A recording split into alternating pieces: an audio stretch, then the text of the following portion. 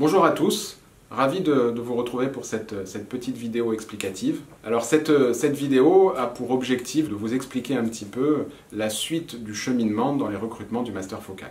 Première étape qui est franchie pour vous, toutes nos félicitations, votre dossier a été évalué et a été jugé comme intéressant pour poursuivre notre procédure de candidature. Cette petite vidéo va venir compléter la procédure que vous venez de recevoir ou que vous allez très bientôt recevoir par mail. Cette vidéo ne remplace pas la procédure et je vous encourage vivement à lire et relire la procédure que vous avez reçue qui va vous donner de nombreux éléments complémentaires par rapport à ce qui va être dit ici. Donc vous voilà dans une première phase d'admissibilité au Master Focal.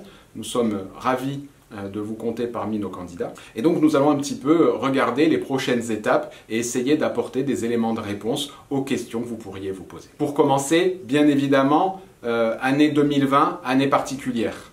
On vient de sortir de cette période extrêmement complexe de confinement.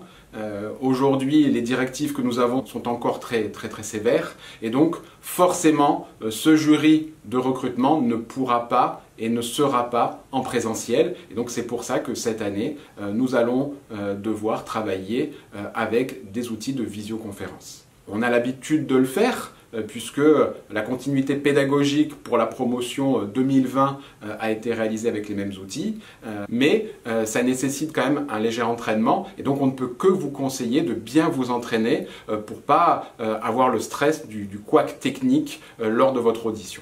Vous êtes dans la première phase de l'admissibilité. Le premier objectif de votre audition, ça va être de finaliser votre admissibilité. C'est-à-dire que le jury va évaluer, en même temps qu'il va évaluer votre dossier, va évaluer votre motivation, va évaluer votre projet professionnel, ce que vous voulez faire l'année prochaine, va vous poser des questions pour vraiment statuer si vous êtes admissible. Ce jury aura lieu le 23 juin.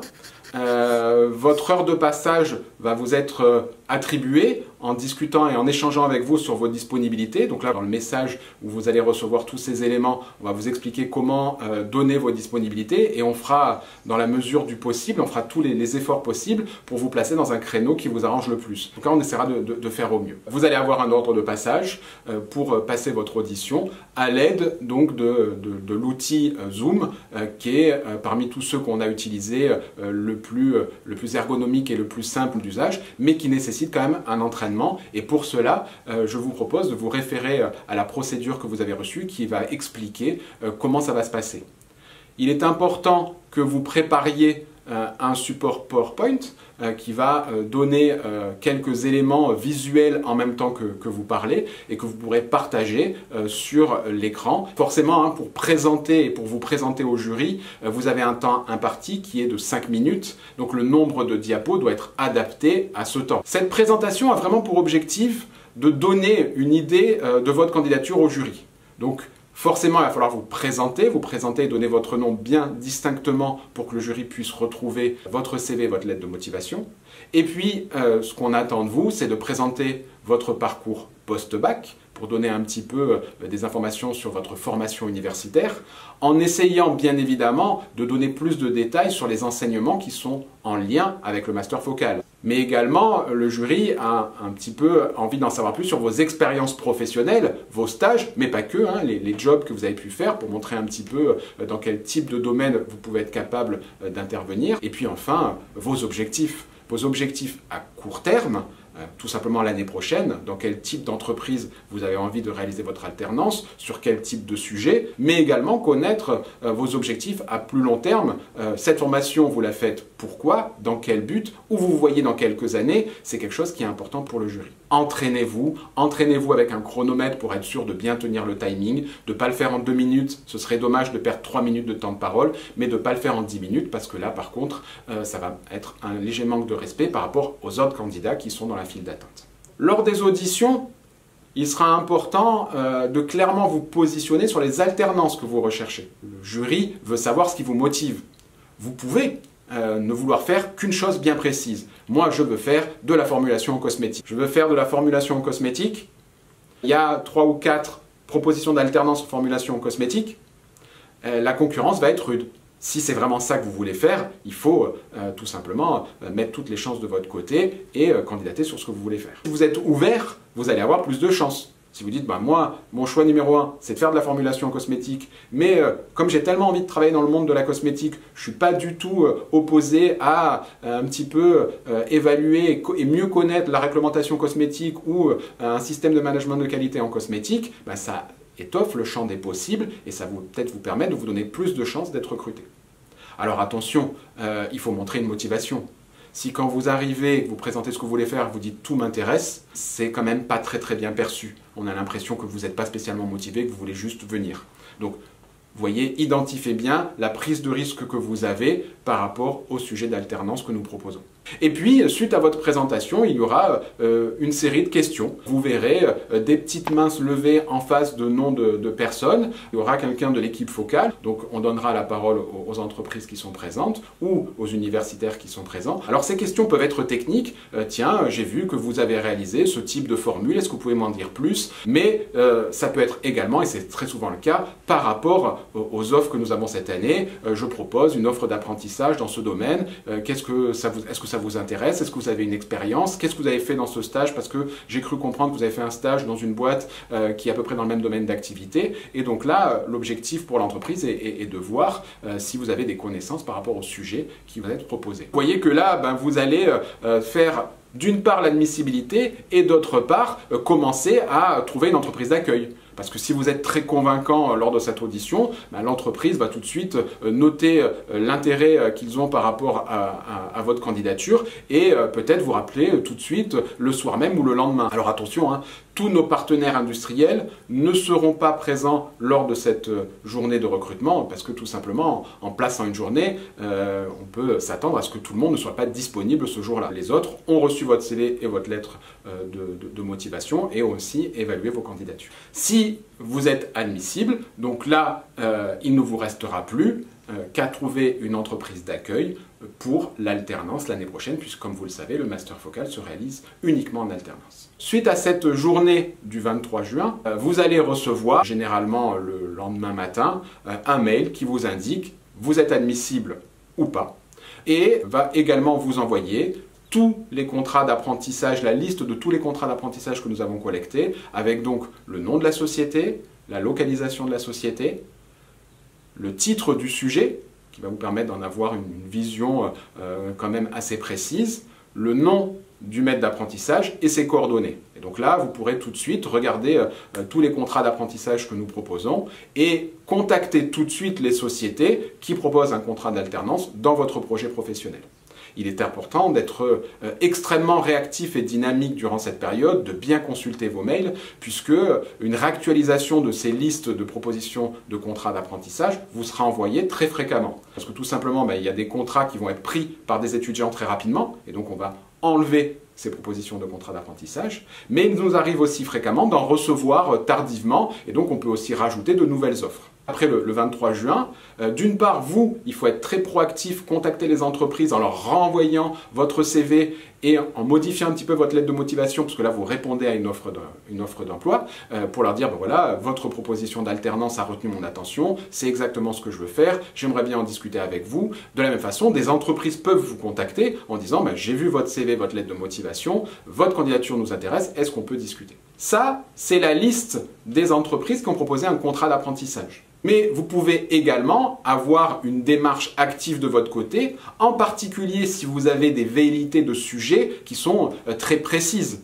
Vous voulez vraiment travailler dans ce secteur-là, sur ce type de sujet, et dans la liste qu'on vous propose cette année, il y en a peut-être un ou deux qui s'y rapprochent, mais pas pleinement. Vous avez pleinement la liberté de démarcher de votre côté des entreprises, du secteur d'activité qui vous intéresse, des services qui vous intéressent, pour proposer vos services et trouver votre offre d'alternance. Donc ça, c'est pas du tout un problème et on est là également pour vous accompagner. On a l'habitude de procéder ainsi tous les ans.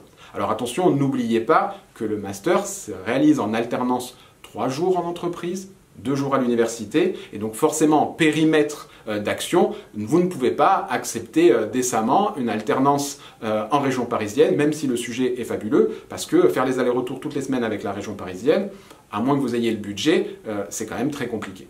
Dès que vous avez trouvé une entreprise d'accueil, c'est-à-dire que cette entreprise est OK pour vous prendre en alternance, et vous acceptez l'alternance de l'entreprise, nous allons avoir besoin d'une part de votre confirmation, mais d'autre part de la confirmation de l'entreprise. Alors le plus simple, c'est de nous envoyer un mail en mettant en copie le maître d'apprentissage en nous disant « J'ai discuté avec monsieur ou madame untel, j'accepte leur proposition d'alternance » et l'entreprise répond en faisant répondre à tous en disant « Nous aussi, on accepte cette candidature » et là, on valide, on bloque ce recrutement et on lance la démarche administrative.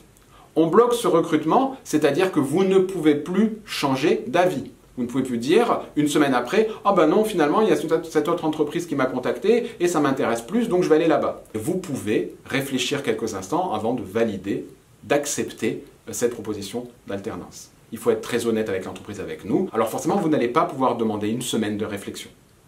Dites-vous bien que vous êtes peut-être numéro 1 sur cette alternance, mais qu'il y a un numéro 2 et un numéro 3. Et donc, forcément, pendant que vous réfléchissez, la personne qui est en numéro 2, qui est peut-être très motivée pour cette offre-là, va attendre une semaine. Et donc, si ça ne vous intéresse pas, tout simplement, il suffit de dire poliment, bien évidemment, à l'entreprise « Merci beaucoup pour l'intérêt que vous avez porté à ma candidature, mais je me retourne vers une autre offre d'alternance, voire une autre formation, c'est tout à fait votre droit, de façon à laisser la place au numéro 2 qui, lui, comme ça, peut-être pourra être un petit peu plus rassuré et avoir moins de stress pendant quelques jours. » Donc il est important d'être extrêmement honnête à ce moment-là. Cette période est très stressante, on le comprend, elle est stressante pour vous, certainement pour vous le plus. Elle est stressante aussi pour les entreprises parce que ces recrutements sont importants pour eux. Elle est stressante aussi pour nous parce que c'est important que tout se passe bien entre nos étudiants candidats et les entreprises. Donc n'hésitez pas à nous contacter, à nous appeler. Si vous avez la moindre question, on peut vous mettre en relation avec des anciens étudiants qui ont été dans cette boîte. On peut répondre à votre question pour que vous ayez le maximum d'éléments avant de vous positionner. Cette période, elle peut être un petit peu longue. Alors il ne faut pas se décourager. Vous allez peut-être passer 2-3 auditions et puis pas être retenu en première position.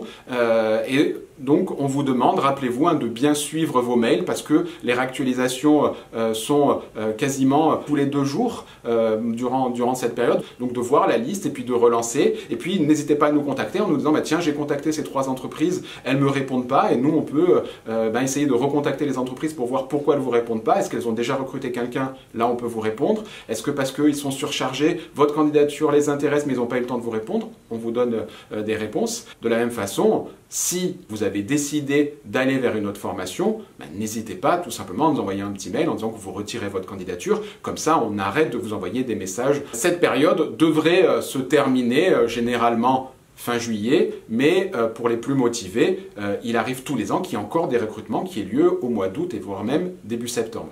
Donc ne perdez pas espoir. Là encore, vous êtes vraiment motivé par notre formation, vous voulez vraiment l'intégrer, vous n'avez pas encore trouvé d'alternance, n'hésitez pas à nous appeler pour qu'on voit un petit peu et qu'on vous dise par rapport au sujet que vous recherchez, la chance que vous avez. Une fois que cette partie recrutement est passée, vous recevrez un mail qui vous informe que vous avez été recruté par cette entreprise, qui vous donne toutes les indications sur la réunion de pré-rentrée qui aura lieu à la fin du mois d'août, la rentrée, toute l'organisation qu'on va avoir en ce début d'année, et donc là vous allez être guidé pas à pas.